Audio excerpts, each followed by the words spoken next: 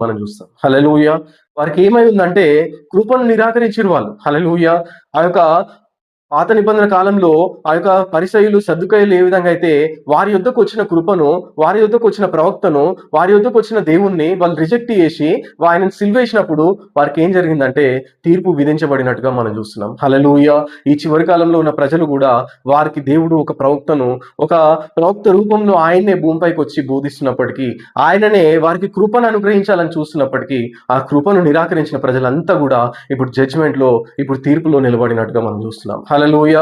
ఇక్కడ ఈ యెహెజ్కేలు ప్రవక్త యొక్క ప్రవచనము ఇక్కడ మనం టైటస్ కాలంలో నెరవేరినట్టుగా ప్రభువైన యేసుక్రీస్తుని నిరాకరించిన తర్వాత అది నెరవేరినట్టుగా చూస్తున్నాం. హల్లెలూయా! ఇక్కడ ఈ యొక్క తీర్పు నెరవేరినట్టుగా మనం చూస్తున్నాం. అయితే ఇప్పుడు ఎక్కడుంది అంటే ప్రకటన 7వ అధ్యాయంలో మనం చూసినట్టయితే హల్లెలూయా!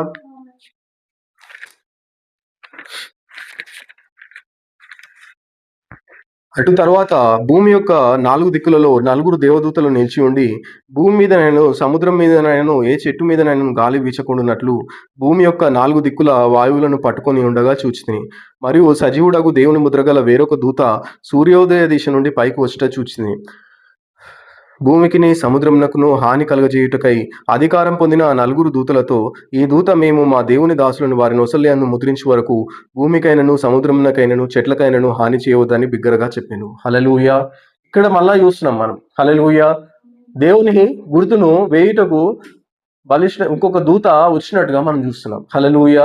తీర్పు విధించబడుటకు అక్కడ దూతలు నిలబడినట్టుగా, అక్కడ మరణపు ఆయుధాలను పట్టుకొని ఆ యొక్క 6గురు దూతలు ఏ విధంగా అయితే వచ్చిర్రో, ఇక్కడ ఈ కాలంలో గూడా దేవుడు ప్రపంచం మొత్తానికి తీర్పు విధించబడక ముందు ఒక గుర్తు వేస్తున్నట్టుగా, ఆ యొక్క ప్రజలను వేరు చేస్తున్నట్టుగా మనం చూస్తున్నాం. హల్లెలూయా!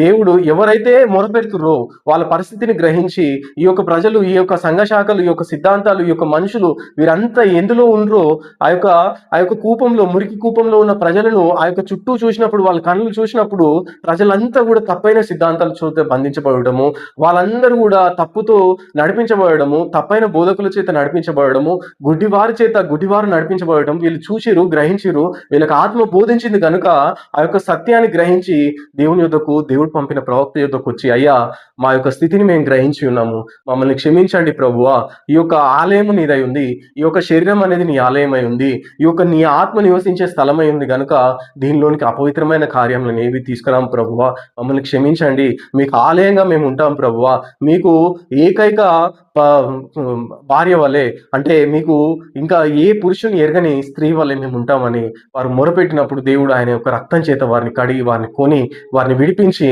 ఆయన తనతో ఉండులాగు